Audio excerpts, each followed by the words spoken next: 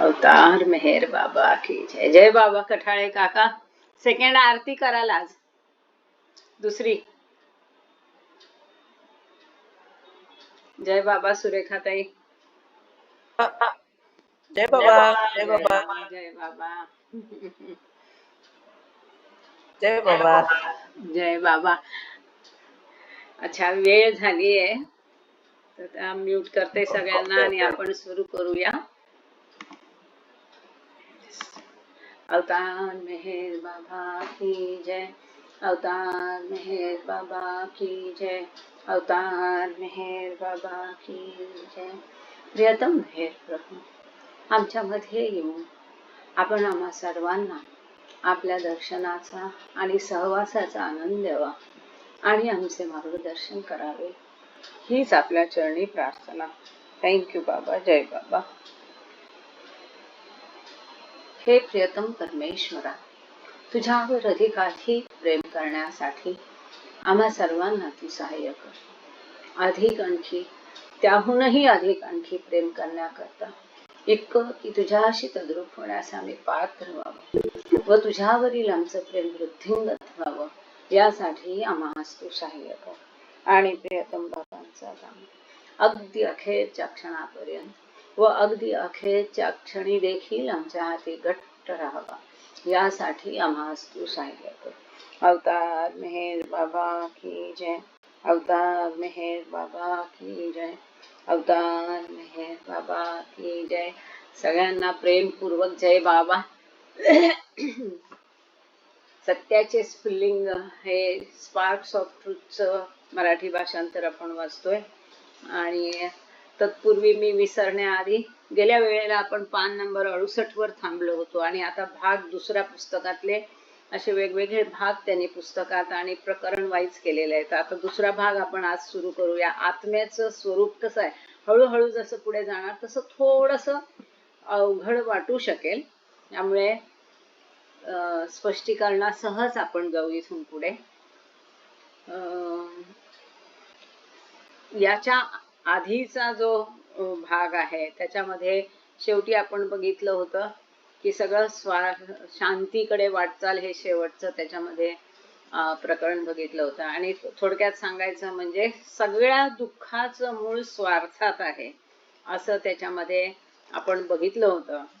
आणि आता हे जे प्रकरण आहे, ही जी दुसरा भाग आहे त्याला आपण आज सुरू करू. आत्म्याचे स्वरूप हे ते. अशी मानव खिळखिळी झाली आहेत की काही विचारू नका त्याचं. आणि सगळ्यांना आज रक्षाबंधन नारळी पौर्णिमेच्या हार्दिक शुभेच्छा. आपला तर प्रभू सगळा आखणकर्ता रक्षणकर्ता मेहर प्रभू आहे, सगळ्यांचाच, आपल्या सगळ्यांचाच. त्याच्या सहवासात कुणी भाऊ बहिणी एकमेकांकडे जात असतील, ओवाळत असतील, राखी बांधत असतील, बांधून घेत असतील, आपल्यासाठी मेहर बाबा हे रक्षण करते आहेत. तर आपण त्यांच्या सहवासात हा आजचा वेळ घालूया, त्यांच्या मार्गदर्शनाखाली. आत्म्याचे स्वरूप. मी देह आहे ही श्रद्धा, म्हणजे ही काय आपली समजूत आहे. मी म्हणजे हा देह अशी आपली काय आहे, समजूत आहे. ते वास्तव आहे का? नाही. आपण सगळे कोण आहोत? आपण ईश्वर आहोत. म्हणजे मी म्हणजे परमात्मा, मी म्हणजे ईश्वर असं म्हणायला पाहिजे. पण आपण म्हणतो मी म्हणजे हा देह, कारण आपली तशी समजूत असते की हा देह म्हणजेच मी आहे, अशी आपली समजूत असते. पण आपण मी ईश्वर आहे असं म्हणू पण शकत नाही, कारण आपल्याला त्याचा अनुभव नाही. परंतु ही जी आहे, ही देहावरची श्रद्धा, म्हणजे मी देह आहे ही जी श्रद्धा आहे, त्याच्याबद्दल इथे काय सांगितलं बघूया.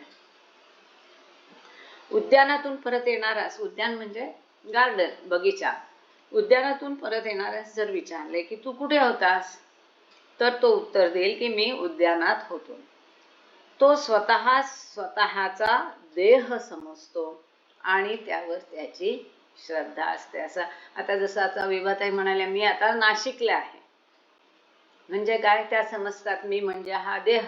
वास्तविक त्या जर ईश्वर आहेत तर त्या सर्वत्र आहे, पण जोपर्यंत ईश्वर साक्षात्कार होत नाही, जोपर्यंत मायेचं बंधन, संस्कारांचं बंधन आहे, जोपर्यंत अनुभव नाही तोपर्यंत असं म्हणता येत नाही. पण तोपर्यंत आपण हा देह म्हणजेच मी समजतो, याच्यावर आपली श्रद्धा असते.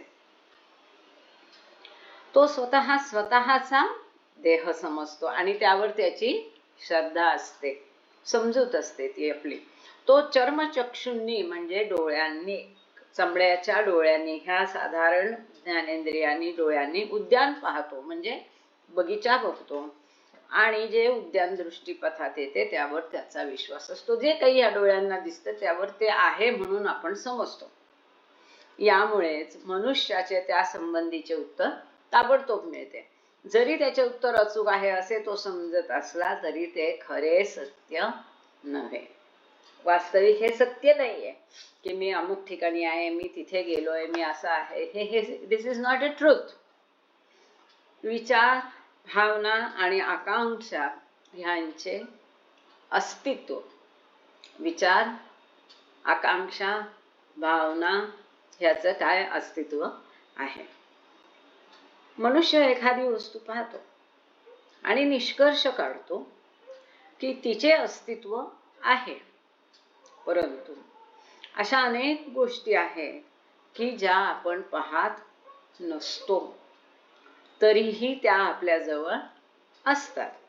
उदाहरणार्थ राग, दया, प्रेम, द्वेष इत्यादी इतरही गोष्टी मनुष्याजवळ असतात. पण आपल्याला त्या कधी दिसतात का? नाही दिसत. त्या आपणास दिसत नाहीत, परंतु त्यांचे अस्तित्व असतेच. त्याप्रमाणे ईश्वर असतो पण आपल्याला तो दिसत नसतो, पण त्याचं अस्तित्व असतंच. ज्या गोष्टी आपणास चर्मचक्षुंनी दिसतात त्यांचे अस्तित्व इतरांच्या देहाकरता मर्यादित असते, म्हणजेच इतरांनाही दिसतात अथवा जाणवतात. ज्या आपल्याला आपल्या डोळ्यांनी दिसतात ते इतरांनाही दिसतातच. क्षकिरणांनी म्हणजे एक्सरे, क्षकिरणांनी शरीराच्या आतील भाग दिसतो, परंतु विचार, भावना आणि इच्छा ह्या क्षकिरणांनी दिसत नसतात. एक्सरेनी विचार, भावना, इच्छा ह्या दिसतात का? नाही. आता लाय डिटेक्टर वगैरे काढलं पण त्याचे पण लिमिटेशन्स आहे, एक्सरेचे पण लिमिटेशन आहे. मग एक्सरेने काम नाही केलं तर काय? सिटी स्कॅन करा, सिटी स्कॅन मध्ये नाही आलं तर काय? MRI करा. अशा पुढच्या ऍडव्हान्स सगळं असतात. त्यातील आतील भाग समजून घ्यायचा. पण तो रिपोर्ट किंवा ती फिल्म बघितली तर आपल्याला काही कळतं का त्यातलं? अजिबात कळत नाही. परंतु विचार, भावना आणि इच्छा ह्या एक्सरेनी दिसत नसतात. इथे क्षकिरणांनी म्हटलंय, समजण्यासाठी मी एक्सरे म्हटलं. एक्सरेनी दिसत नसतात, तरीही त्या व्यक्तीच्या ठिकाणी असतातच. विचार असतात, भावना असतात, इच्छा असतात. अगदी एखाद्याने म्हटलं मी निरीच्छ आहे, तरी विचार, तरी त्याचे भावना म्हणजे जे मनामधले नॉनस्टॉप काही ना काही असतं ते चालूच असते शृंखला. जरी या मानसिक गोष्टी मनुष्य पाहू शकत नसला, किती महत्वाचं, किती सुंदर प्रकारे सांगितलं, तरी दुसऱ्याच्या संबंधातील ह्यांची जाणीव होत असते. आपण आपल्या इच्छा, विचार, वासना, भावना पाहू शकत नाही, क्षकिरणाने पाहू शकत नाही, परंतु दुसऱ्याच्या ठिकाणी ह्या ज्या गोष्टी आहेत त्या आपल्याला पटकन दिसतात, आपल्यातल्या नाही दिसत. आपण रागीट असेल तर आपला राग दिसत नाही, पण दुसरा रागीट असेल तर आपल्याला लगेच कळतं, अरे तो रागीट आहे, हो की नाही? किंवा दुसरा तो व्यक्त करतो तेव्हा तो स्वतः त्याबद्दल बऱ्याच वेळेला अंजान असतो, त्याला त्याची भान नसतं, जाणीव नसते, परंतु समोरच्याला त्या लगेच उमजत असतात. काही काळ सानिध्यात आले असता दुसरी व्यक्ती दयाशील आहे की द्वेष करणारी आहे हे ओळखता येते. सामान्य माणसाच्या ठिकाणी या मानसिक भावना, विचार इत्यादी जाणण्याची क्षमता मर्यादित असते. म्हणजे कळतं ना आपल्याला, एक साधारण अंदाज येतो समोरच्याचा कोण कसा आहे. प्रत्येकाला प्रत्येकाच्या खोडी माहीत झालेल्या असतात, पण तरी त्याला एक मर्यादा असते. सामान्य माणसाचे या संबंधीचे निष्कर्ष त्वरित घेतले जात नसतात आणि ते बरोबर असतातच असेही नाही. काही पुष्कळ काळ एखाद्या व्यक्तीच्या सानिध्यात घातला तर आपल्याला त्या माणसाच्या खोडी, त्याचा स्वभाव याचा अंदाज येतो. पण तो अगदी तंतोतंत बरोबर असेल असं नाही, कारण त्यांचे निष्कर्ष बाह्य गोष्टीवरून ते करत असतात. जे दिसतं, जे अनुभवायला येतं. एखादी व्यक्ती एखाद्याला खूप प्रेमळ वाटू शकेल, तीच व्यक्ती दुसऱ्याला स्ट्रिक्ट वाटू शकेल, कठोर वाटू शकेल, रागीट वाटू शकेल, खडूस वाटू शकेल. हे व्यक्तिपरत्वे त्या व्यक्तीचं कुणाशी कसं वागणं आहे त्याप्रमाणे त्याच्याबद्दलचे निष्कर्ष काढले जातात. मानसिक क्रियांची जाणीव त्वरित आणि अगदी अचूक होण्याच्या दृष्टीने विकास करणे शक्य आहे. हा एक खेळ मी पूर्वी खेळायची, चुकीचा आहे, आता मी बंद केला तो, पण समहाऊ माहित नाही असं का झालं होतं ते, त्यालाही कारण आहे. तर मला सवय लागली होती की गाडीत बसलं ट्रेनमध्ये तर अनेक लोक, किंबहुना सगळेच जवळजवळ लोक आपल्यासाठी अपरिचित असतात. मग त्या अपरिचित माणसाचा स्वभाव कसा आहे किंवा त्याच्या मनात काय चाललंय किंवा ती व्यक्ती कशी आहे याची अटकळ, त्याचं काही प्रूफ आपल्याला मिळणार नसतं. पण अशा याच्यातनंच एकदा एका बाबाप्रेमीची पण ओळख झाली होती. खैर, तो भाग वेगळा. आध्यात्मिक, इथे यांनी सांगितलं की अगदी अचूक होण्याच्या दृष्टीने विकास करणे शक्य आहे.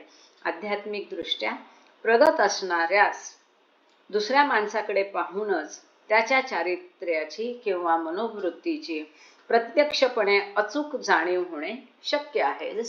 जसं आपण बघितलं की 5व्या-6व्या भूमिकेवरचे ते इतरांच्या मनातले विचार जाणतात, कारण ते मनाचे स्वामी असतात. कुणाच्याही, त्यांचं जसं मन सर्वत्र असतं, ते मनोभूमिकेत, मनोजगतात जगत असतात. त्यांना मनोदेहाची जाणीव असते. आणि आपण जरी दिसताना वेगळी व्यक्ती असलं तरी सगळं, जर आपण ईश्वर आहे तर प्रत्येकाचं मन हे एकच आहे, त्यातल्या भावभावना वेगळ्या आहेत. ही एक गंमत कशी असते बघा, की पाणी आहे, मग ते समुद्रातलं असो, नदीतलं असो, भांड्यात भरलेलं असो, धरणातलं असो, पाणी पाणी आहे. तसं मन सगळ्यांचं एकच आहे. आपण सगळे अविभाज्य आहे, हो की नाही? आत्मा एकच आहे, त्याचे तुकडे करता येत नाही. तो अमर आहे, तो निर्गुण आहे, त्याला रंग रूप काही नाहीये. म्हणजे आपण सगळे एक आहे. मग म्हणजेच आपण ईश्वर आहे. ईश्वर एक आहे. ईश्वर एक आहे याचा अर्थ मन सुद्धा आपलं सगळ्यांचं एकच आहे. पण त्या मनाचे संस्कार वेगवेगळे आहेत आणि म्हणून त्याच्या सवयी वेगवेगळ्या आहेत. पण हे हा जसा असा उलगडत जाऊ, विचार करत जाऊ, तर ते एक अद्भुत जगतात पोहोचून जातो आपण. सगळ्यांचं मन शेवटी एक आहे. पण असं मनाबद्दलच्या अचूक मनोभूमिकावरचे जे 5व्या-6व्या भूमिकेवर आहे, तर ते सगळ्यांच्या मनाशी तादात्म्य झालेले असतात. म्हणून इतरांच्या मनात काय विचार चाललेत हे त्यांना कळू शकतं. तेच पहिल्या, दुसऱ्या, तिसऱ्या भूमिकेपर्यंत ती व्यक्ती समोर असेल तो त्याबद्दलचे त्याचे विचार तो जाणू शकतो. पण पुढच्या प्रगत अवस्थेमध्ये तो व्यक्ती कुठेही असेल तरी तो त्याचे विचार जाणू शकतो किंवा कुठे काय चाललंय हे त्यांना कळू शकतं, पण त्याचा ते उपयोग करत नाही. हा भाग वेगळा आहे. तर जसं जसं अध्यात्म मार्गावर प्रगत असेल तर त्याला दुसऱ्याकडे बघून त्याच्या मनोवृत्तीचे आणि त्याच्या चारित्र्याचं, साधारण त्याचं काय आहे त्याची थोडेसे अंदाज येतो. मानसिक घटनांचे प्रत्यक्ष ज्ञान. सामान्यतः माणसाला दुसऱ्याच्या मनाचे ज्ञान संगतीने हळूहळू होत जाते. जेव्हा माणसाला दुसऱ्या संबंधी काही माहिती हवी असते तेव्हा ती केवळ त्याच्या देहासंबंधी नको असते, तर त्याच्या मनोवृत्ती संबंधी असते, हवी असते.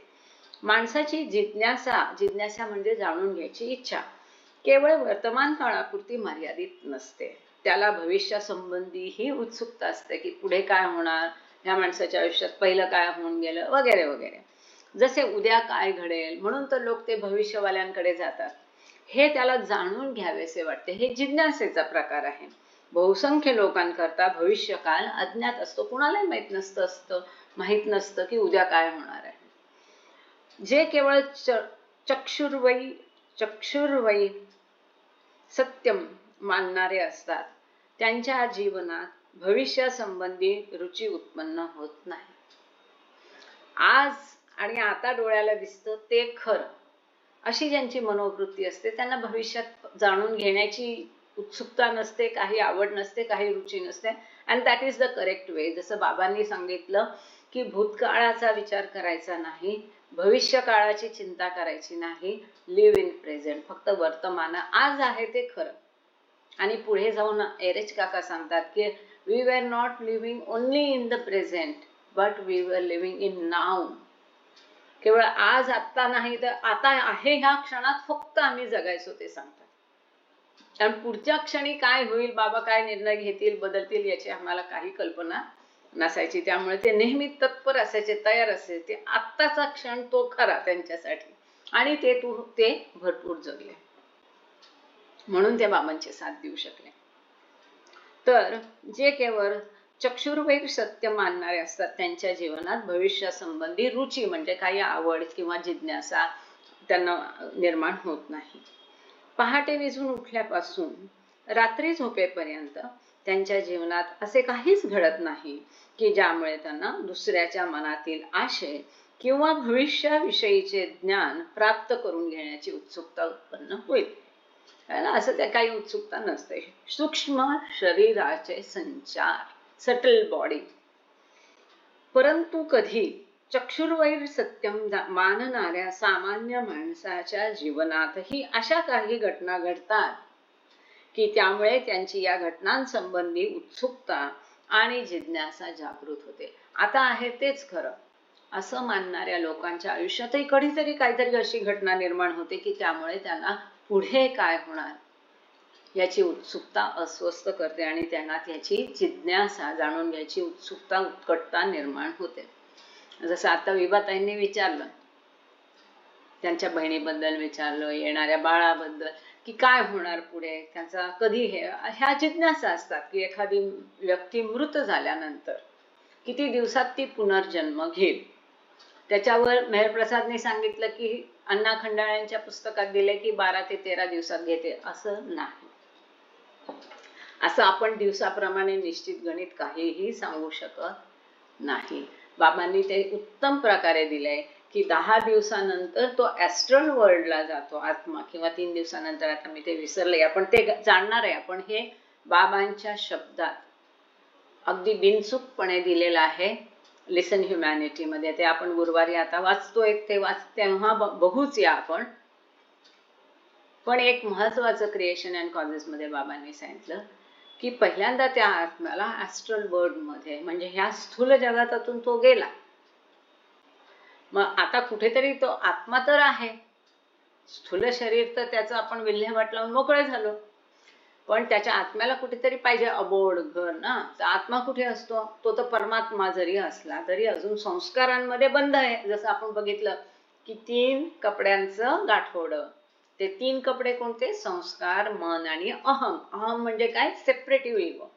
ह्यातून जोपर्यंत तो आत्मा मोकळा होत नाही अजून तो त्यात बांधलेला आहे. मग त्या गाठोड्यासह तो कुठे राहणार? तो ॲस्ट्रल वर्ल्ड म्हणजे ऍक्च्युअली जरी आपण स्थूल, सूक्ष्म, मनोजगत असे 3 जगत मानत असलो तरी खरे 21 जगत आहे. कारण या प्रत्येक जगत, स्थूल, सूक्ष्म आणि मनो, या प्रत्येक जगताचे पुन्हा 7 उपजगत असतात आणि 7 त्रिक 21 असे 3 मिळून ते उपजगत. म्हणजे काय की आता जसं भारत पाकिस्तान सीमा आहे, हे ओलांडलं की पाकिस्तान आला, हे ओलांडलं की भारत आला, नेपाळ आला. तसं ह्या स्थूल सूक्ष्मची अशी एकदम एक फिक्स लाईन नसते. कधीतरी ते स्थूल पुसट होत जातं, तिथून अंधुक सटल वर्ड निर्माण होतं. कधीतरी सटल वर्ड पुसट होत जातं, तिथून मेंटल वर्ड अंधुक तयार होत जातं. असं ते तुम्ही रंग बघितला असेल, एखाद्या रंगातून दुसऱ्या रंगाचं परिवर्तन करताना तो पुसट होऊन दुसरा रंग तिथे येतो. त्याप्रमाणे स्थूल आणि सूक्ष्म जगत आणि मनोजगत हे त्यांची अशी एकदम फिक्स बॉर्डर लाईन नाही. ते पुसट होऊन जातं आणि मग ते दुसरं जगत हळूहळू येतं आणि मग ते पूर्ण असतं. तर ही जी दोन्हीची बॉर्डर लाईन आहे, मग तिथे काही भाग काय आहे? काही स्थूलच आहे, काही सूक्ष्मच आहे. असं दोघांचं मिळून जे असतं ते 7 उपजगत तिथे असतात आणि हे तिन्हींचे 7 उपजगत मिळून 21 जगत असतात. तर ॲस्ट्रल वर्ल्ड म्हणजे जिथे सूक्ष्म जगत सुरू झालेलं नाही, पण स्थूल जगत संपलेलं पण आहे, असं त्या दोन्हीच्या बॉर्डर लाईन वरलं जे आहे ते ॲस्ट्रल वर्ल्ड, तिथे आत्मा असतो. मग तिथे त्याचा जे काही संस्कार उरलेले असतात, जे आयुष्यात घडून गेले, त्या सगळ्या एखाद्या चित्रपटाप्रमाणे संपूर्ण घटना संपूर्णपणे त्याच्या डोळ्यापुढून सगळ्यात जसं आपण चित्रपट बघतो तेव्हा कसं होतं त्याप्रमाणे त्या सगळ्या घटना पुन्हा त्याच्या ह्याच्या समोरून जातात. आता तिथे काही डोळे म्हणजे चर्मचक्षु नाही आहेत, हे डोळे नाही आहेत, पण त्या आत्म्याला त्या संपूर्ण घटना पुन्हा तो क्रम त्याला एकदा अनुभवायला लागतो. आणि तेव्हा जे काही त्याला सुख दुःख ह्या भौतिक जगतात झाले ते पुन्हा त्या सुख दुःखातून त्याला तिथे ॲस्ट्रल वर्ल्ड मध्ये जावं लागतं. आपण हेही बघितलं की एखाद्या गोष्टी, सपोज आपण काही एखादं छान गाणं ऐकलं, त्याच्यापासून एखाद्या चांगल्या गोष्टीपासून, जसं आपण गुलाबजामुचं उदाहरण तिथे घेतलं होतं, आता गुलाबजामू खाल्लं तर त्याच्यापासून जितका आनंद आपल्याला मिळणार आहे, संगीत ऐकलं त्याच्यापासून किती आनंद मिळणार आहे, त्याच्या कैक पट, 7 पट, 10 पट, 100 पट तिथे आनंद त्याला त्याच वस्तूपासून मिळतो. त्याचप्रमाणे दुःखाचंही आहे. आता पीन एखादी सुई टोचली तर जितक्या वेदना होतील त्याच्या 100 पट वेदना तिथे होणार. म्हणजे इथले सुख दुःखाचे अनुभव त्याला ॲस्ट्रल वर्ल्ड मध्ये पुन्हा एकदा नव्याने अनुभवावे लागतात. पण आताच्या आनंद आणि दुःखाच्या कैक पटीने आनंद आणि दुःख त्याला तिथे उपभोगायला लागतं. का? कारण इथे भौतिक जगतात असताना देहाची मर्यादा आहे. या स्थूल देहाची मी किती, बाबा सांगतात I never give more than your capacity. प्रत्येकाची दुःख सहन करण्याची शक्ती आहे, त्याप्रमाणे तितकंच बाबा त्याला देतात. आणि बाबा पुढे हेही म्हणतात की जेव्हा तुम्हाला तुमच्या कपॅसिटीपेक्षा जास्त दुःख मिळतं तेव्हा मी तुमची दुःखाची कपॅसिटी पण वाढवतो. हेही बाबांनी सांगितलंय. आता मला समजा शरीराला इथे कष्ट असतील तर ते माझ्या शरीराची जितकी मर्यादा आहे तेवढे कष्ट आहेत, बरोबर. प्रत्येकाला इथे सुख किंवा दुःख सहन करायला, उपभोगायला देहाची मर्यादा आहे. पण ॲस्ट्रल वर्ल्ड मध्ये जेव्हा आत्मा असतो तेव्हा तो विदेह असतो. तिथे देह असतो का? नाही. तो मृत आहे ना, त्याचं शरीर, स्थूल शरीर त्याने टाकलं, ते मरण पावलं, त्याची आपण विल्हेवाट लागली, जाळलं, पुरलं, काय असेल ते केलं. म्हणजे तिथे त्याला आता देहाची मर्यादा नाही, स्थूल देहाची मर्यादा नाही. म्हणून तिथे त्याला जे सुख दुःख अनुभवायला लागतात ते कैकपट अधिक असतात. बरं, ही योजना देवाने इतकी छान केली, इतका तो दयाळू आहे. अशा रीतीने काय होतं की इथे जे त्यांनी संस्कारांचा ढीग आपण रचून ठेवतो ह्या आयुष्यामध्ये, त्या पद्धतीने बरेचसे संस्कार ॲस्ट्रल वर्ल्ड मध्ये पुन्हा सुख दुःख अनुभवून तो नष्ट करतो. ते जर केलं नसतं तर शेवटी केवढा म्हणजे हिमालय तरी छोटा वाटेल इतके संस्कार गोळा झाले असते जर ही सिस्टम नसती तर. ॲस्ट्रल वर्ल्ड मध्ये सुख दुःख अनुभवून पुन्हा संस्कार नष्ट करण्याची सिस्टीम नसती तर केवढे सगळे संस्कारांचा ढीग उभा राहिला असता. त्यासाठी ही सिस्टम. आता पुनर्जन्म कधी होतो तर बाबा सांगतात सुख आणि दुःखाचे हे जे संस्कार आहे ते पूर्ण इक्वल कधीच होत नाही. ते थोडेफार वर खाली चालूच असतं. सुख जास्त असेल तर मग ते जास्त खरचले तर मग दुःख वर येणार, असं चालूच असतं ते पारड. मग नक्कीच बाबांनी क्रिएशन अँड कॉजेस मध्ये हे एक वाक्य आहे की ह्याचं एक प्रपोर्शन आहे, रेशो आहे की ह्या संस्कार एका पर्टिक्युलर रेशो मध्ये आले की त्या आत्म्याला पुनर्जन्म दिला जातो. त्या रेशो पर्यंत ते त्याच्या ॲस्ट्रल वर्ल्ड मध्ये तो खर्च करतो, वापरतो, संपवतो, नष्ट करतो. आणि मग राहिलेले असतील ते त्याला जन्म घेऊन, पुढचा जन्म घेऊन त्या जन्मामध्ये ते त्याला संपवावे, वापरून संपवावे लागतात. आणि ते वापरून संपवताना पुन्हा नवीन आपण गोळा करतो हे आपल्याला माहित आहे. मग मी जर 100 वर्ष जगले असेल, 60 वर्ष जगले असेल, 75 वर्ष जगले असेल आणि त्यानंतर मृत्यू झाला तर त्या 75 वर्षाचा पूर्ण इतिहास मला तिथे खर्च करायला किती वेळ लागेल? We never know. कधी कधी मी विचार करते जर कैक पटीने तिथे आहे, समजा मी 70 वर्ष जगले आणि तिथं 7 पटीने अनुभव आहे असं आपण गृहीत धरलं, ॲझम्पशन, इक्वेशन, तर 10 वर्ष तरी मिनिमम लागतील मला ॲस्ट्रल वर्ल्ड मध्ये, आणि मग 10 वर्षांनी माझा जन्म होईल. जर ते 100 पट मानलं, तसं नसणार. 100 पट नाही, कैक पटीने असं म्हटलंय. जर 100 पट मानलं तरच त्याच केसमध्ये तो लगेच, जसं मगाशी मेहर प्रसाद सांगत होते, लगेच जन्मू शकतो. पण असं होत नाही. जसं बाबा सांगतात का, माझ्याकडे फार मोठी लॉंग लिस्ट आहे, so many souls are waiting for the rebirth. आणि आजकालच्या जगात तर अजूनच कठीण झालेलं आपण जसं बघतो. त्याच्याकडे 1000 टाइम म्हटल्यानंतर असं आपण, मी तरी वाचण्यात नाही आलेलं मेहर प्रसाद, 1000 टाइम माझ्या तरी वाचण्यात आलेलं नाही. 1000 टाइम म्हटलं तर मग तो काही मिनिटाचाच तिथे ॲस्ट्रल वर्ल्ड मध्ये राहील आणि लगेच होईल. फक्त आणि फक्त ज्यांचा मृत्यू ॲक्सिडेंटल झालेला आहे, अपघाती मृत्यू झालेला आहे, अचानक झालेला आहे, त्यांचा जेवढा इथे कार्यकाळ आहे, सपोज एखाद्या व्यक्तीचं वर्ष 70 वर्ष असेल आणि त्याचा 40व्या 50व्या वर्षीच मृत्यू झाला, म्हणजे 20 वर्ष त्याचे अजून बाकी आहे. अशा केसमध्ये केवळ, आणि त्याचा अपघाती मृत्यू झाला तर त्याला लगेच पुनर्जन्म मिळतो, आणि मग त्या पुनर्जन्मात ते राहिलेले 20 वर्ष तो खर्च करतो, म्हणजे मग त्याचा नवीन जन्म जो आहे तो 20व्या वर्षीच अशा व्यक्तीचा मृत्यू होऊ शकतो, तरुणपण.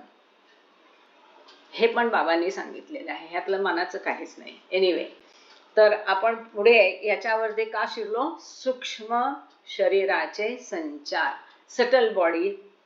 परंतु कधी चक्षुर्वैर सत्यम मानणाऱ्या माणसाच्या जीवनातही अशा काही घटना पडतात की त्यामुळे त्याला भविष्य जाणून घ्यायची उत्सुकता निर्माण होते. इथून हा विषय सुरू झाला होता, आणि जर तो विषयांतर असेल तर I am really sorry for that. पण जे सांगितलं ते सगळं नेहमी चर्चा होते, लोकांच्या मनात त्याची उत्सुकता असते.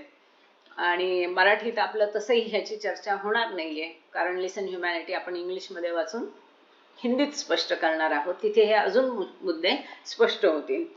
आणि क्रिएशन कॉजेस आपला ऑलरेडी वाचून झालेला आहे, तेव्हा ही चर्चा आपण थोडीशी केली होती.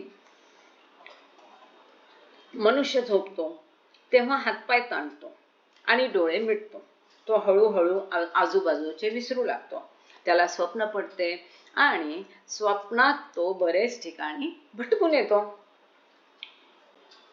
स्वप्नातील संचार म्हणजे फिरणं, संचार म्हणजे फिरणं. स्वप्नातील संचार केवळ मनाची कल्पना म्हणून नसतात, ते संचार म्हणजे सूक्ष्म शरीराने केलेले खरोखरचे प्रवास असतात.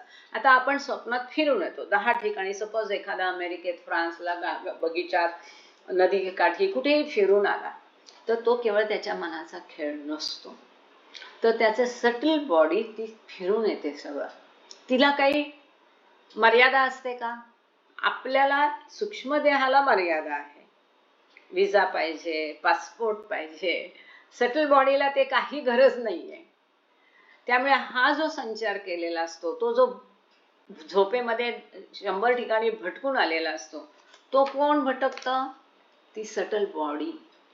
कारण झोपेत स्थूल शरीर झोपलेलं असतं, पण सूक्ष्म शरीर गाढ निद्रेत जाईपर्यंत सूक्ष्म आणि मनुष्य शरीर जाग असतं, आणि ते हे काम करतं. आणि त्या स्वप्नामध्ये सुद्धा अशा प्रकारचा स्वप्नांचा अनुभव घेऊन काही संस्कार नष्ट केले जातात, पण स्वप्नामध्ये नवीन संस्कार निर्माण होत नाही. किती स्वप्न कसलेही बघा. का? कारण तिथे आपण स्थूल शरीराचा किंवा स्थूल साधनांचा उपयोग करत नसतो. जोपर्यंत स्थूल साधनांचा आणि स्थूल शरीराचा उपयोग करून स्थूल जगात त्याचा उपयोग आपण करत नाही, तोपर्यंत संस्कारांची निर्मिती होत नाही. मग ते स्वप्न असो किंवा ॲस्ट्रल बर्ड असो. आय होप हे कळतंय सगळ्यांना. जर अडचण असेल तर इथेच हँड रेज करा, किंवा प्रश्न असतील तर चॅटमध्ये टाका. ते संचार म्हणजे झोपेतला फिरणं म्हणजे सूक्ष्म शरीराने केलेले खरोखरचे प्रवास असतात. सूक्ष्म शरीरास पर्वताची उंची किंवा समुद्राचा अफाटपणा हे जाणवत नाही. त्याला ती मर्यादा नाही, कारण सूक्ष्म देह म्हणजे त्याचं दुसरं नाव आहे प्राणदेह, म्हणजेच ऊर्जा, एनर्जी. ती भरपूर एनर्जी आहे, त्याला कसलं लिमिट नाहीये.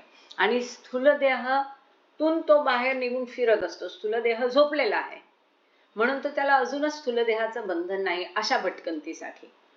I hope it is understood. सूक्ष्म शरीराचे स्वप्नातील संचार कधी कधी जागेपणी आठवतात.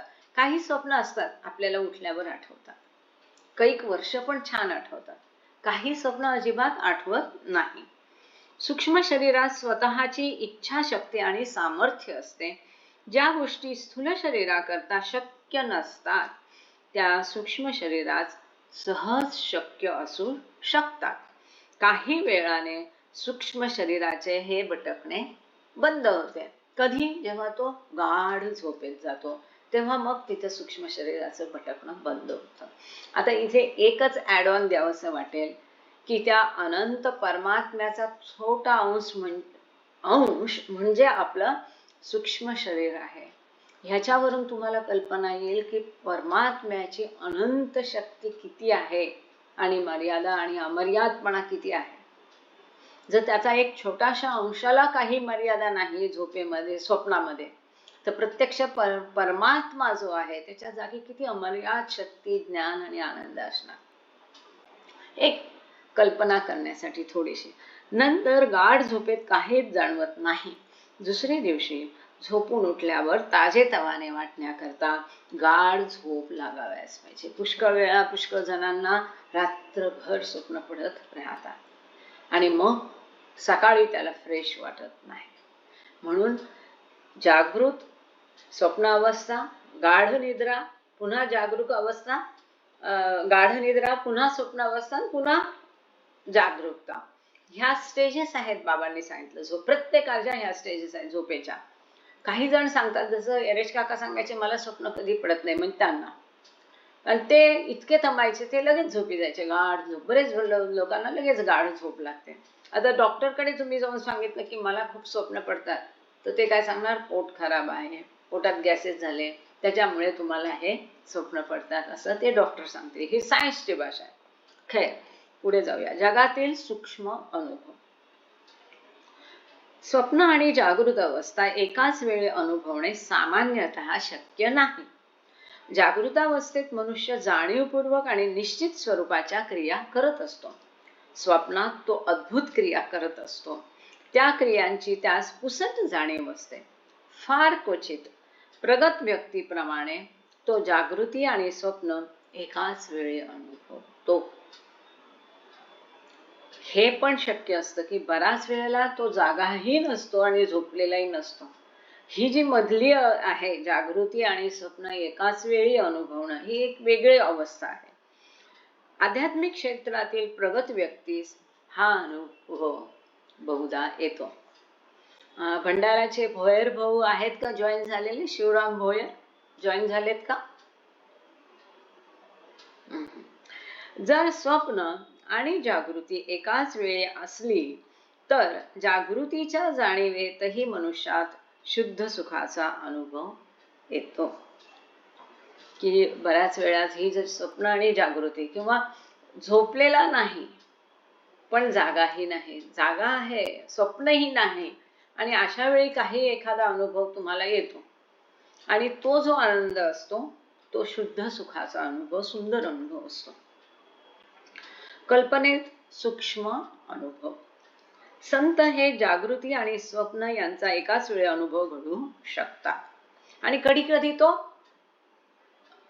अपेक्षा नसताना, निरपेक्षपणे जाणीव नसताना, त्याचा काही विचार नसताना धपकन अचानक येतो. तुम्ही त्याबद्दलच काही आकांक्षा केली नाही, काय नाही, औचित्य ज्याला म्हणतो, अचानक तो अनुभव मिळून जातो. कधी गाढ निद्रेची देणगी ही सद्गुरूपासून मिळते. ही क्रिया म्हणून एरेश काकांना लगेच गाढ झोप लागायची. ही क्रिया घडवणारी व्यक्ती सामान्य माणसासारखी कल्पना सृष्टीत विलास करते. जागृती झोपेत शिरणे. जो मनुष्य झोपेत आणि जागृतीत जो मनुष्य झोपेत आणि जागृतीत झोप अनुभवतो तो साक्षात्कारी असतो. म्हणजे जागा आहे आणि तरी त्याला त्याला गुंगी नाही म्हणता येणार, जागा आहे पण तरी जागा नाही. म्हणजे कसं सांगायचं हे काही काही गोष्टी अनुभवायच्या असतात. बट एनिवे, पण तो जागा असतो आणि तरी तो झोप अनुभवतो. म्हणजे काय की जागा असताना जे काही आपल्याला जाणीव असते ती जाणीव त्यावेळेला नसते. अशा प्रकारचा नाही, अनकॉन्शियस नाही, भूल दिलेली नाही, त्याला बेशुद्ध केलेलं पण नाही, तो बेशुद्ध पण नाहीये आणि झोपेतही नाहीये. पण झोपेसारखा अनुभव जागेपणी घेणं ते एक वेगळं समीकरण आहे. त्याच्याकरता जगाचे अस्तित्व नसते. जे अस्तित्व असते ते ईश्वराचेच. अशा मनुष्यास नाही, बेशुद्ध अवस्थेसारखी नसते, आनंददायी अवस्था असते. अनकॉन्शियस असेल तर मग तिथे आनंद येणार नाही ना. मेहरप्रसाद इथे काही टाकत आहेत, ते वाचून सांगते. भान नसते, जाणीव, भान नसते असं नाही, भान असतं. जाणीव म्हटलं तर जास्त ठीक होईल की काय बाहेरचं चाललंय त्याची फारशी जाणीव नसणं किंवा भान. त्याच्याकरता जगाचे अस्तित्व नसते, ते अस्तित्व असते ते ईश्वराचेच. अशा मनुष्यास जर तुम्ही विचारले की तू कुठे होतास, तर तो उत्तर देईल की मी सर्वत्र होतो, सर्वत्र आहे आणि सदा सर्वदा सर्वत्र राहील.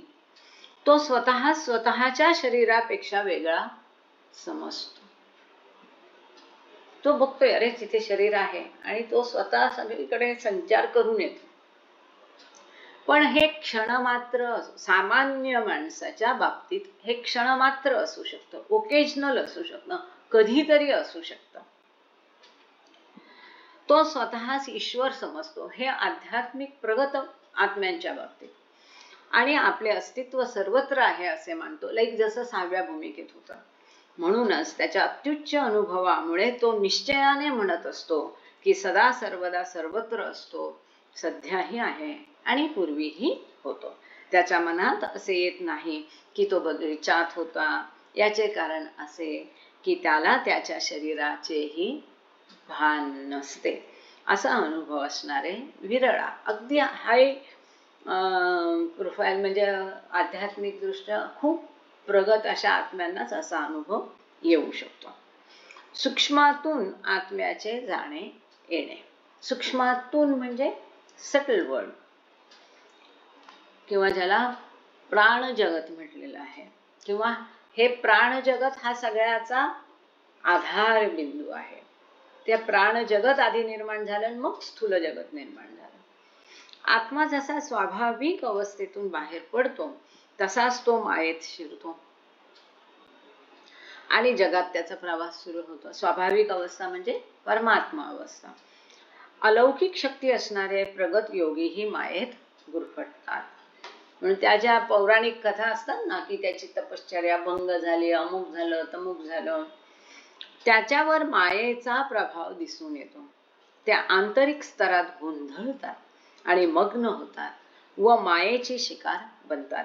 जसं की जेव्हा हरिद्वार, ऋषिकेश इकडे सगळे बाबा जाऊन आणि खूप जणांच्या योग्यांच्या, साधूंच्या पाया पडायचे, भेटी द्यायचे, त्यावेळेला मग ते सोबत मनीमाई आणि ते सगळे होते. तेव्हा बाबांनी त्यांना सांगितलं की अशी तपश्चर्या, कुणी एका पायावर पाण्यात दिवसभर उभा राहतोय, कोणी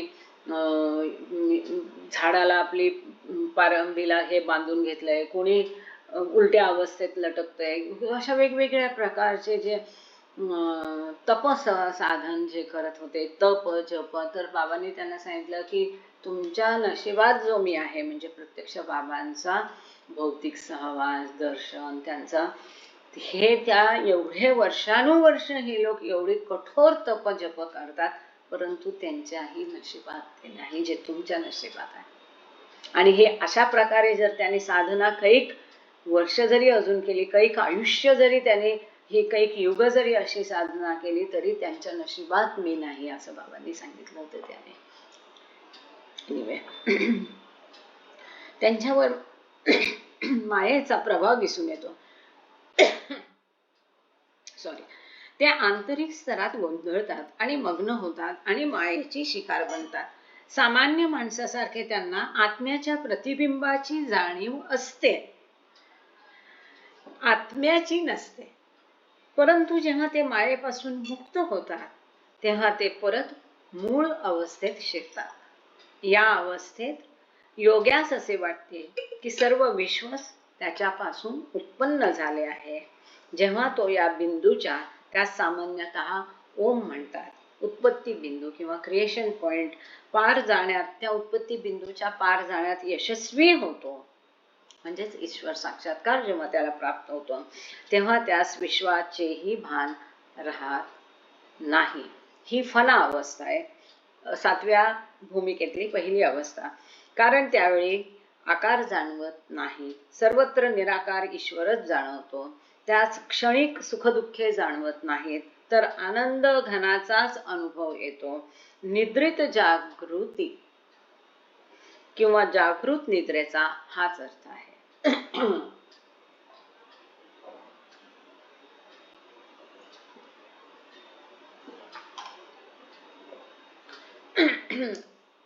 आता कळलं आपल्याला ते का शब्दात पकडता येत नाहीये. निद्रित जागृती म्हणजे झोपेतलं जागरूकपण आणि जागरूकपणातली झोप म्हणजे ईश्वर साक्षात्कार, आत्मसाक्षात्कार. मनीमाईंचे बाबा झोपले आहेत असं समजून पुस्तक वाचणं थांबवण्याचा प्रसंग. हा, थँक्यू देशपांडे भाऊ, त्यांनी एक आठवण दिली की बाबा झोपलेत असं समजून मनीमाईंनी पुस्तक वाचायचं थांबवलं की बाबांची झोप मोडायला नको. आणि ती थांबल्याबरोबर बाबाने का थांबलीस, चालू ठेव, मी झोपलेला नाही. पोपटाची कथा. बंधनात पडणे आणि बंधनातून मुक्त होणे या प्रक्रियेत फार मोठा आशय आहे. आत्मा शरीरात शिरतो आणि त्यात अडकतो. आत्मा हा पोपटासारखा आणि शरीर पिंजऱ्यासारखे आहे. पोपट जेव्हा पिंजऱ्याबाहेरच असतो तेव्हा मोकळा असतो, त्यावेळी त्यास मोकळेपणाची किंमत कळत नाही. पिंजऱ्यात प्रथम अडकून नंतर जेव्हा तो मोकळा होतो तेव्हा पिंजऱ्यातील बंधन आणि त्रास कळल्यामुळे स्वातंत्र्य म्हणजे काय हे कळते. पिंजऱ्यात प्रथम अडकून नंतर मोकळा झालेला पोपट स्वातंत्र्यामुळे अत्यंत आनंदी होतो. तीच गोष्ट आत्म्याची आहे. सद्गुरूच्या कृपेने संस्कार बंधनातून मुक्त झालेली व्यक्ती पोपटासारखी आनंदाचा अनुभव घेते, है ना. आपलं नेहमीचं वाक्य असतं की का ह्या पिंजऱ्यात, ह्या तुरुंगात, बंधनात का अडकायचं, सगळं तोडून कधी एकदा मुक्त होऊन आपल्या स्वस्वरूपाला जातो, मायगृही जातो, आपल्या माहेराला जातो. माझे माहेर पंढरी, आपल्या स्वगृही कधी परत जातो, अशी तळमळ लागली पाहिजे. आपण आता बंधनात आहे, तुरुंगात आहे, अडकलेलो आहे, ह्याच्यातून मुक्त व्हायची तगमग झाली पाहिजे. लहानपणी नेहमी मला हा प्रश्न माझ्या मनात यायचा की ईश्वर जर आहे तर मग कशाला तो बंधनात, ह्या सगळ्या भानगडीत कशाला पडला, कशाला ही सृष्टी उत्पन्न केलीस, कशाला हे सगळं सुखदुःख निर्माण केलं, कशाला माणसाला अडकून ठेवलं वगैरे. तर हे उत्तर इथं आहे की तो मुक्तच राहिला तर त्याला त्या मुक्ततेचं मोल करणार नाही. त्या पिंजऱ्यात एकदा त्या पोपटाला बंद केल्याने मग त्याला आकाशात सोडल्यावर त्याला जो आनंद होईल तसा प्रत्येक आत्म्याच्या बाबतीत असतं की ह्या बंधनात अडकून जेव्हा ही बंधनं तोडून मुक्त होऊन तेव्हा त्या मुक्ततेचा जास्त आस्वाद घेता येईल आणि तो सचेत असेल. तिथे ह्या सगळ्यातून गेल्यानंतर चेतना जागृत झालेली असेल. अपरिवर्तनीय सत्य म्हणजे न बदलू शकणारं सत्य. आत्मा हा परमात्मा आहे. जे आत्मा म्हणजे शरीर किंवा मन असे मायेच्या भ्रमामुळे समजतात त्यांना आत्मा हाच परमात्मा हे कळू शकत नाही. आत्मा म्हणजे काही बुद्धी नव्हे, आत्मा म्हणजे काही शरीर नव्हे, आत्मा म्हणजे काही मन नव्हे. त्या शरीराला जाळलं म्हणजे आत्मा जळत नाही, तो तसाच असतो. जोपर्यंत अज्ञानाचा प्रभाव आहे तोपर्यंत आत्म्यास परमात्म तत्वाची जाणीव असू शकत नाही. आत्मा म्हणजेच परमात्मा हे तत्व उलट होणार नाही. ज्याप्रमाणे गाढ झोपेत जरी भान नसले तरी आत्मा हा परमात्माच असतो. डोळ्यांना इतर गोष्टी दिसतात पण ते स्वतःला डोळ्यांना पाहू शकत नाही. ते स्वतःचे प्रतिबिंब पाहू शकतात.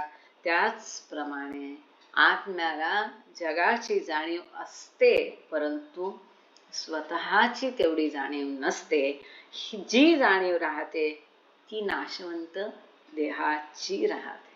किती छान उदाहरण दिलं की हे दोन डोळे आहेत, त्यांची कधी भेट होते जवळ असून नाही. स्वतः डोळे डोळ्याला बघू शकतात किती तुम्ही प्रयत्न करा. आरशात बघतो ते प्रतिबिंब, मग हेच आहे, हा परमात्मा आहे. पण आपण त्या देहाला बघतो म्हणजे स्वतःचं प्रतिबिंब तिथे बघतो. खरा आत्म्याला आपण पाहिलेलं नाही. ही जी अंतर्दृष्टी आहे ती सद्गुरूच्या कृपेने मिळणार. ती कधी मिळणार? अहंकाराचा नाश झाल्यावर, मनाचा नाश झाल्यावर, संस्कारांचा नाश झाल्यावर. आत्म्याला शेवटी स्वतःचे जे भान होते की तो म्हणजे सत्य म्हणजेच परमेश्वर, तेव्हा त्या सर्व ज्ञान होते. नसतो विद्यते भावहा ना भावो विद्यते सतः. त्याचा अर्थ असा की मिथ्या जगताची माया जरी मृगजलवत भ्रामक असली तरी ती माया असतेच. तिचे अस्तित्व फक्त सत्यावरच असले आणि सत्याबाहेर नसते. केवळ सत्यावर अवलंबून असतं त्या मायेचं अस्तित्व. म्हणून बाबा सांगतात ती जी माया आहे ही परमेश्वराची 7वी छाया आहे, प्रत्यक्ष छाया पण नाही. म्हणजे किती परमेश्वर अवाढव्य आहे ह्याचा विचार आपण करू शकतो. जगाचे अस्तित्व तसेच आहे. जगात वास्तवता नाही, त्याचे अस्तित्व काल्पनिक आहे आणि कल्पनेचा आधार मात्र सत्य आहे. म्हणजे आपण झोपतो, झोपेत स्वप्न बघतो, स्वप्न खरं नसतं पण त्या स्वप्नाचा आधार म्हणजे आपण आणि आपलं अस्तित्व खरं असतं. तसंच ह्या जगाचं आहे. जग खरं नाहीये पण ज्याच्यापासून ते खोटं किंवा मायावी जग निर्माण झालंय ती जी छाया आहे, ती कल्पना जी आहे, जग ही कल्पना आहे, ती कुणापासून उद्भवली आहे? ईश्वरापासून. तो ईश्वर मात्र खरा आहे, कल्पना खरी नाहीये. म्हणजे जसं की एखादा पेंटर पेंटिंग काढतो, सुंदर पेंटिंग असतं, अगदी सजीव वाटतं, पण ते सजीव असतं का? नसतं. पण ते काढणारा पेंटर मात्र ह्या भौतिक जगात खरा असतो. अगदी तसं पारलौकिक जाणीव. आता आपण पान नंबर 74 वर आहोत. पारलौकिक, तिकडची जाणीव. मिथ्या ज्ञान आणि खरी जाणीव. मिथ्या म्हणजे खोटं ज्ञान. सामान्य मनुष्य स्वतःच्या शरीरास स्वतः समजतो. स्वतः संबंधीचे हे ज्ञान स्वतःच्या खऱ्या जाणीवेपेक्षा भिन्न आहे. स्वतःची खरी जाणीव. शरीरास आत्मा समजणाऱ्या मिथ्या ज्ञानापूर्वी पूर्ण जाणीवेची परिपक्वता प्रथम आवश्यक आहे. ती टाळता येत नाही. आत्मज्ञान हे सर्व अवस्थेत जगातील प्राणी मात्राचे साध्य आहे. The real aim. प्रत्येक जीवाचं उद्दिष्ट काय आहे? स्वस्वरूपाला जाणं. स्वस्वरूपाला जाणणं, अनुभवणं म्हणजेच ईश्वर साक्षात्कार. हे प्रत्येक जीवाचं साध्य आहे, उद्दिष्ट आहे. पण हे साध्य मानव देहात आणि मानवाच्या अवस्थेतच गाठता येऊ शकते. देह नसेल तर साक्षात्कार नाही.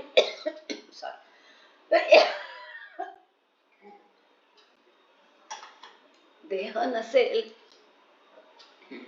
तर साक्षात्कार नाही. कारण देह नसेल तर चेतना नाही, जाणीव राहणार नाही. म्हणून मानवी देहातच माणसाच्या आधीच्या अवस्थेत का नाही? कारण तिथे जाणीव पूर्ण प्रगल्भ झालेली नाही. प्रगल्भ सोडा, विकसित पण झालेली नाहीये. म्हणून माणसाच्या आधीच्या देहात शक्य नाही. माणसाच्या देहात का शक्य आहे? कारण तिथे कॉन्शियसनेस, चेतना विकसित आहे, पूर्ण विकसित आहे आणि अंतर्वर्ती प्रवास करून इन्व्होल्यूशनच्या माध्यमातून ती प्रगल्भ पण झालेली आहे. कारण मानवपूर्व अवस्थेत जाणीव पूर्णावस्थेत पोहोचलेली नसते. खरे पाहता मानवाच्या उत्क्रांतीतील संस्कारा समवेत संस्कारासहित जर मानव देहात पूर्ण जाणीव तयार झाली नसेल तर केवळ स्वतः म्हणजे शरीर या दृष्टिकोनातून आत्मज्ञान होणे शक्यच नाही. जोपर्यंत संस्कारात तो लिपटलेला आहे, ती जाणीव जोपर्यंत संस्कारित चेतना आहे, संस्कारांनी भारलेली चेतना आहे, तोपर्यंत साक्षात्कार आत्मज्ञान शक्य नाही. कुणासही आध्यात्मिक बैठक नसताना स्वतः म्हणजे शरीर याची पूर्ण जाणीव असू शकते. खरे पाहता शरीर हा स्वतः नाही, शरीर हा आत्म्याचा रथ आहे, साधन आहे, ते साध्य नाही. मानवपूर्व अवस्था आणि मानव अवस्था. जाणीवेस एका विशिष्ट अवस्थेत असणारे ज्ञान अहंकारामुळे उत्पन्न झालेल्या संस्कारातच मर्यादित असते. संस्कार बंधने जशी जशी वाढत जातात तसे जाणीवेतून मिळणारे ज्ञानही वाढत जाते.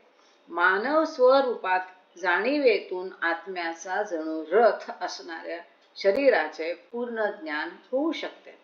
आरंभीच्या अवस्थेत, सुरुवातीच्या अवस्थेत संस्कारांच्या शरीरासंबंधीच्या जाणीवेमुळे ते भ्रामक असते.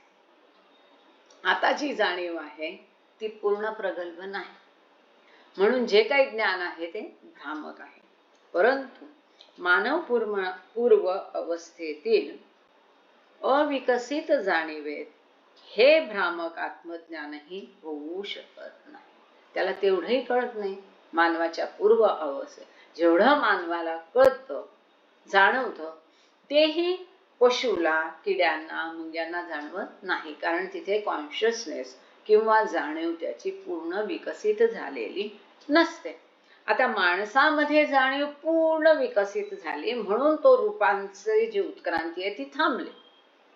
तरीही दुर्भाग्यवश, ट्रॅजेडी, की पूर्ण जाणीव विकसित होऊनही तो स्वस्वरूपाला म्हणजे मी म्हणजे परमात्मा हे जाणत नाही. का? संस्कारांमुळे. संस्कारामुळे त्याच्या कल्पना भ्रामक असतात. मानव पूर्व अवस्थेतील मी म्हणजे शरीर हे ज्ञान सहज प्रवृत्त असते, ते जाणीवपूर्वक नसते. म्हणजे आता ते स्वसंरक्षण करतात. ती एक नॅचरल इन्स्टिंक्ट असतात, सहज प्रवृत्ती ज्याला म्हटले, ती फक्त विकसित असते. मन विकसित व्हायला सुरुवात होते वनस्पती योनीपासून, पण ते पूर्ण प्रगल्भ झालेलं, पूर्ण विकसित झालेलं नसतं. आरशाचा दृष्टांत म्हणजे आरशाची उदाहरणाद्वारे इथे हा मुद्दा पुढे समजावून सांगितलेला आहे. समजा डोळ्याच्या सरळ रेषे दूर अंतरावर आरसा आडवा भुईसपाट लावला तर त्यामुळे पाहणाऱ्यास आरशात स्वतःचा थोडा देखील भाग दिसू शकणार नाही. हा समजा आरसा आहे. असा धरला तर मला मी दिसेल, पण असा जर धरला आणि लांब ठेवला तर ह्याच्यात आपल्याला आपलं प्रतिबिंब दिसेल का? नाही दिसणार. आता आरसा जागच्या जागी थोडा वळवू लागलो. आता हा असा आहे, असा याच्यात काही मला माझं दिसणार नाही प्रतिबिंब, पण असा टिल्टिंग केला, थोडा तिरका केला तर थोडं फार दिसेल. पाहणाऱ्या स्वतःचे प्रतिबिंब हळूहळू दिसू लागेल. आरसा चेहऱ्यासमोर उभा झाला की पाहणाऱ्या स्वतःची पूर्ण प्रतिमा त्यात प्रतिबिंबित झालेली दिसून येईल. वरील दृष्टांतातील आरसा अधिकाधिक कोणातून वळवीत जाणे हे जाणीव आणि संस्कार यांना उन्नत करण्यासारखे आहे. हा असा आरसा धरला आणि ह्याच्यात मी माझं प्रतिबिंब बघायचं म्हटलं तर मला काहीच दिसणार नाही. पण मी जर हळू हळू हळू हळू असा तो करत गेले, असा केल्यावर मला पूर्ण दिसेल. तर ते एक उदाहरण म्हणून बाबांनी सांगितलंय की असा पूर्ण आरसाचा कोन बदलणं म्हणजे स्वतःमधली जाणीव, कॉन्शियसनेस अधिक प्रगल्भ करण्यासारखं आहे. आणि संस्कार जे आहेत ते भौतिक संस्कार नष्ट करून आध्यात्मिक संस्कार वाढवण्यासारखं आहे. आध्यात्मिक संस्काराला कोणी मलकुती म्हणजे सूक्ष्म संस्कार पण म्हटलेला आहे. मी परवाच तो, अच्छा तुमच्यातल्या किती जणांनी बी विथ बाबा जॉईन नाही केलेलं? जो ग्रुप आहे बी विथ बाबा जॉईन केला नसेल तर जरूर मी आग्रहपूर्वक सांगते की जरूर जॉईन करा. कारण त्याच्यात आता परवाच मी एक इंटरव्ह्यू टाकलाय, खोडियार म्हणून आहे, त्याची मी गोष्टही मागे सांगितली होती. खुजे भाऊ प्रश्न घेऊ तुमचा, 2 मिनिट थांबा हा, म्हणजे ही लिंक मला हे दृष्टांत संपू द्या, त्याच्या अनुषंगाने येणारं प्रकरण संपू द्या, मग आपण प्रश्न घेऊया. खोडियारचं मी परवा इंटरव्ह्यू टाकलाय, त्याच्यामध्ये इतकं सुंदर शब्दात त्यांनी वर्णन जे काही केले फार छान केले. गेला मुद्दा गेला, ज्या मुद्द्याला धरून काय सांगत होते ते गेलं. ती जाणीव प्रगत होणं हा मुद्दा आपला चालला होता. आणि आरशाचं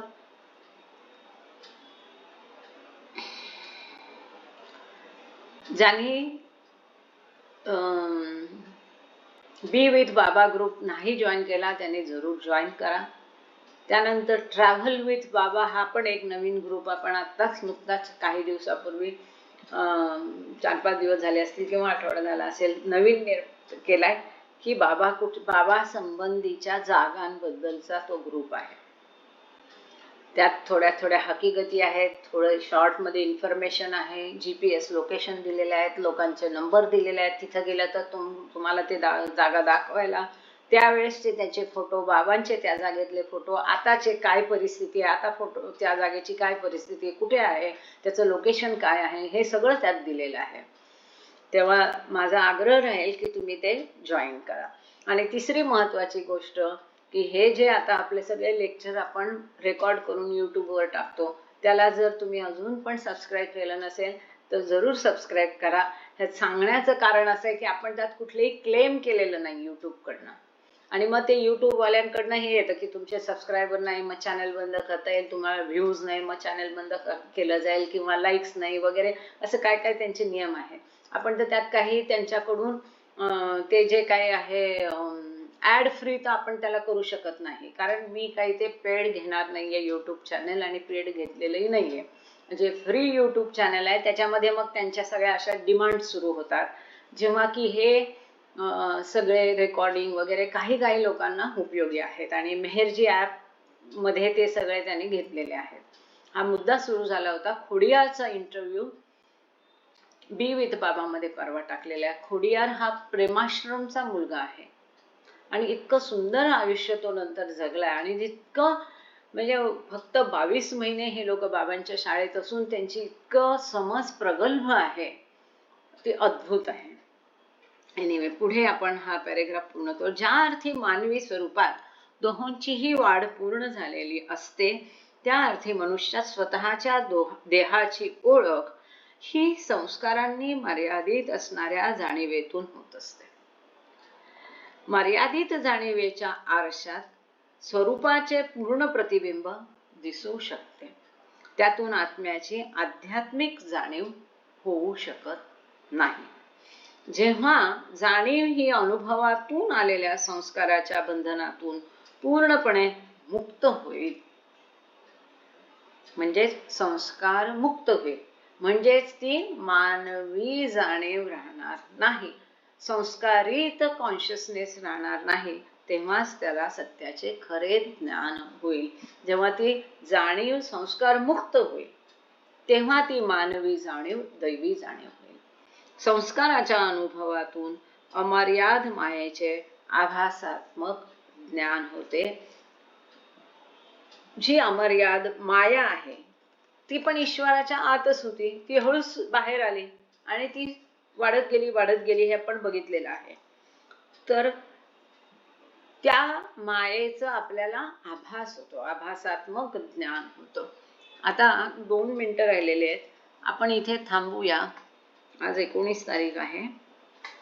आणि सुरेश भाऊ खुजे, आपण आरती नंतर तुमचा प्रश्न जरूर घेऊया. आय एम सो सॉरी, कारण आता तितका वेळ उरलेला नाहीये आणि मध्ये घेतलं की मग लिंक तुटते. आता काहीतरी महत्वाचा मुद्दा तिथे सांगत होते, तो गेला, डोक्यातून गेला, ते गेला. आणि सगळ्यांना परत एकदा रक्षाबंधनच्या नारळी पौर्णिमेच्या शुभेच्छा.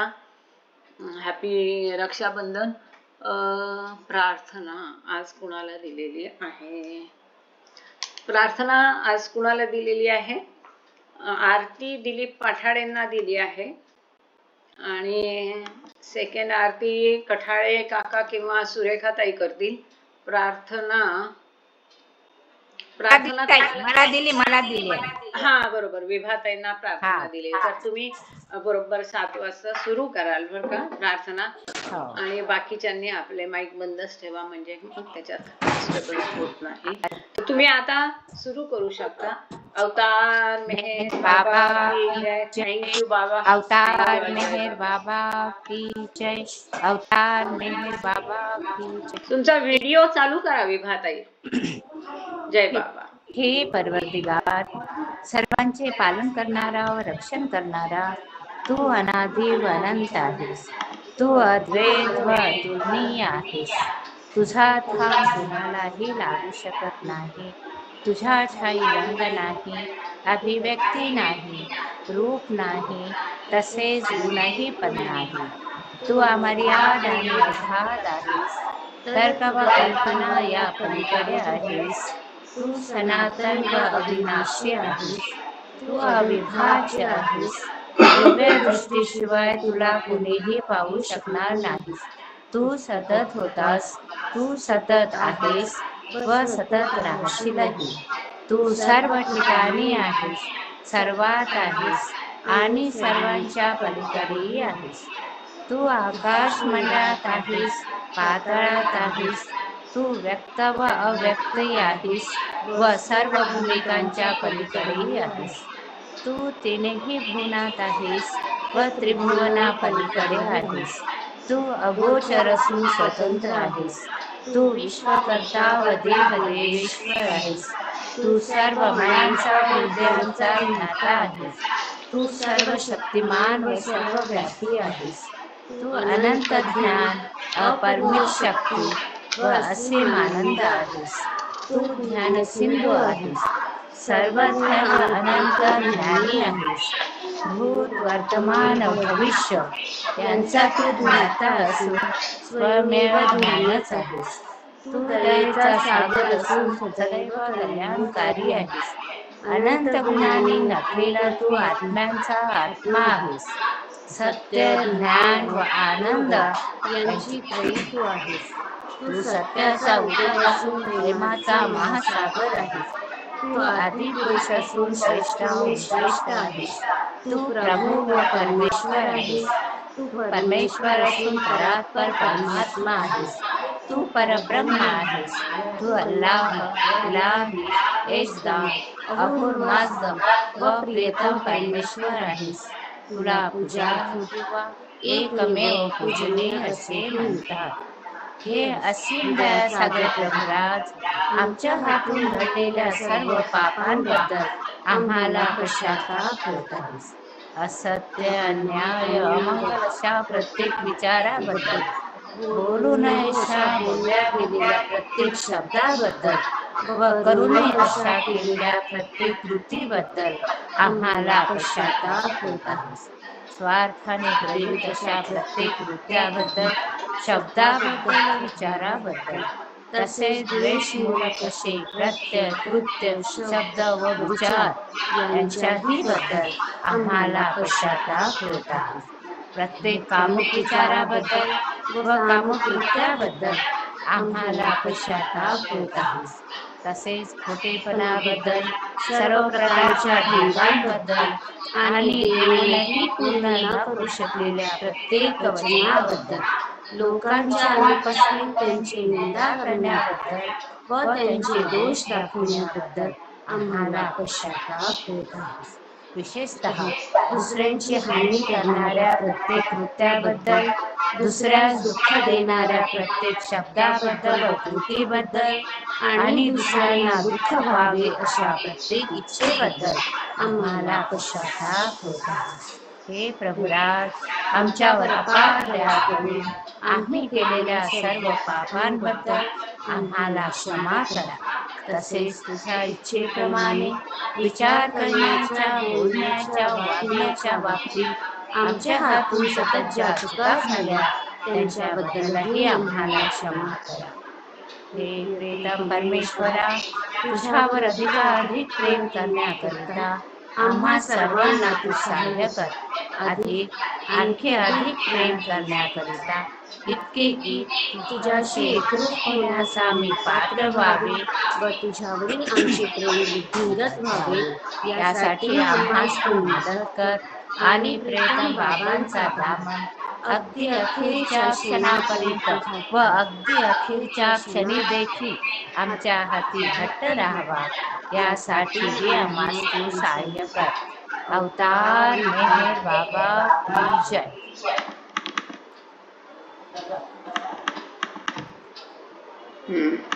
थँक्यू. जय बाबा. जय बाबा. जय बाबा. तुमच्या सुनेलाही जय बाबा. दिलीप पाठाडे सुरू करा तुमचा माईक आणि व्हिडिओ सुरू करा. जय बाबा. आरती सुरू करा. जय बाबा. जिथे कल्पना शब्द न जाती, ऐसा अपरंपार नेती म्हणून वेदही थकले, महिमा तुझा अपार. मेहर अवतारा स्वीकारा, आरती तुमची केली मनी निरंजन लावणी ज्योत मनाची. मेहर अवतारा स्वीकारा, आरती तुमची केली मनी निरंजन लावणी ज्योत मनाची. धूप जाळूनी दीप लावणी पुष्पे अर्पणी, देवा पुष्पे अर्पणी. मोठे पण कामजला तुमचे तुम्ही महादेव. मेहर अवतारा स्वीकारा, आरती तुमची केली निरंजन लावणी ज्योत मनाची. तुम्हीच कारक तुम्हीच तारक, आदि तुम्ही अंती, देवा आदि तुम्ही अंती. तुमच्या समहो तुम्हीच देवा, दुसरी ना उक्ती, देवा दुसरी ना उक्ती. मेहर अवतारा स्वीकारा, आरती तुमची केली मनी निरंजन लावणी ज्योत मनाची. तुमची माया सर्व चराचर छाया ही तुमची, देवा छाया ही तुमची. अनंत तुम्ही थोरविन कळे वर्णावी कशी. मेहर अवतारा स्वीकारा, आरती ही तुमची केली मनी निरंजन लावणी ज्योत मनाची. माझा मजला ठावन महिमा सांगू तव कैसा, महिमा सांगू तव कैसा. अन्यपणी मी गातो भजतो माझा भाव असा, देवा माझा भाव असा. मेहर अवतारा स्वीकारा, आरती ही तुमची केली मनी निरंजन लावणी ज्योत मनाची. कृपावंत तुम्ही असीम तुम्हा काय कुणी द्यावे, देवा काय कुणी द्यावे.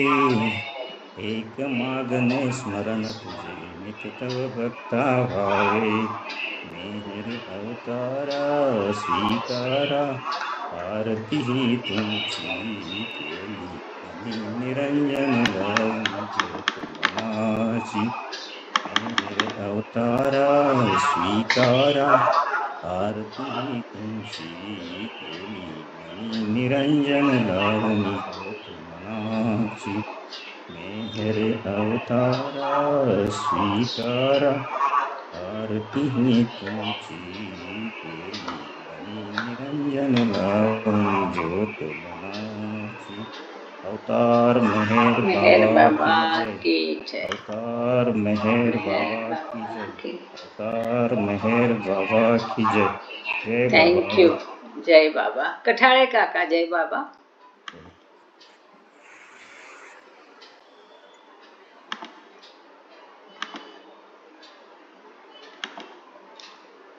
माईक ओपन करा. माईक बंद आहे काकू. माईक बंद आहे. आवाज येतोय ना? हो. जय बाबा. पुराणे शास्त्रे साही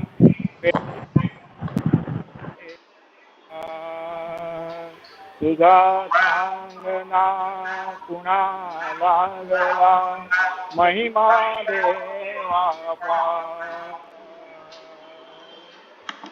दीन दयाळा परम कृपाळा हृदय मंदिरिया मेर प्रभु आरती न्याया मेर प्रभु आरती न्याया दीन दयाळा परम कृपाळा हृदय मंदिरिया मेर प्रभु आरती न्याया मेर प्रभु आरती न्याया अश्रुजलाने तुले हे मन अनुतापाचे वरती आसन प्रीती भक्तीचे हे आवाहन प्रीती भक्तीचे हे आवाहन बसा तयावल्या मेर प्रभु आरती न्याया मेर प्रभु आरती न्याया रोम रोम शरीरा मदला धूप दीप होणी पेटला अवघे जीवन नैवेद्याला अवघे जीवन नैवेद्याला अर्पण ही काया मेरा प्रभु आरती न्याया मेरा प्रभु आरती न्याया काय मागू मी कुठला हेतू मागितल्या दिले सर्व तू एक मागतो तरी परंतु एक मागतो तरी परंतु तुझी कृपा छाया मेरा प्रभु आरती न्याया मेरा प्रभु आरती न्याया शब्द पांगळे अपुरे पडते मुक्या भावना मोठी अडती कशी गाऊ मी तुझी आरती कशी गाऊ मी तुझी आरती तुझी गाया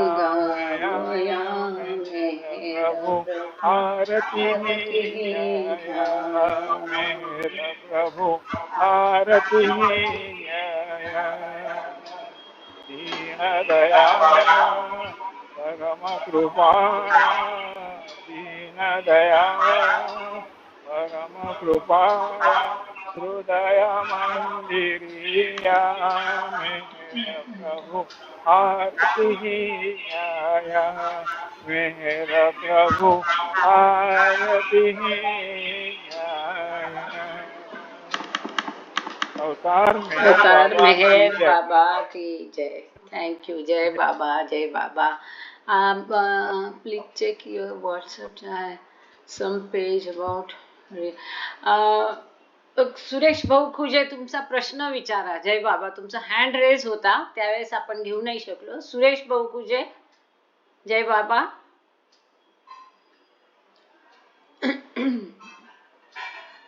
सुरेश खुजे,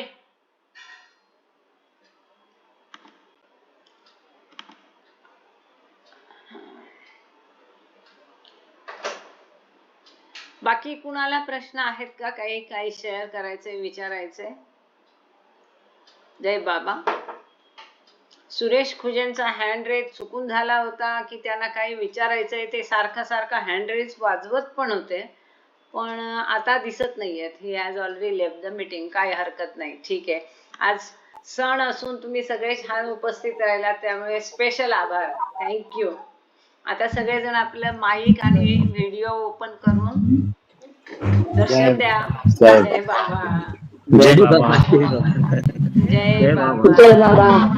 जय बाबा. जय बाबा. जय बाबा. सभी को जय बाबा. जय बाबा. जय बाबा. जय बाबा. सभी को जय बाबा. जय बाबा. जय बाबा. जय बाबा. जय बाबा. जय बाबा. जय बाबा. सभी को जय मेहर बाबा. जय बाबा. जय बाबा. जय बाबा. जय बाबा. जय बाबा. जय बाबा. बाबांचा जयकार करूया तीनदा सगळेजण मिळून एकत्र. हाँ. अवतार मेहर बाबा की जय. अवतार मेहर बाबा की जय. अवतार मेहर बाबा की जय. थँक्यू बाबा. Thank you all. जय बाबा. जय बाबा. जय जय बाबा. बाबा.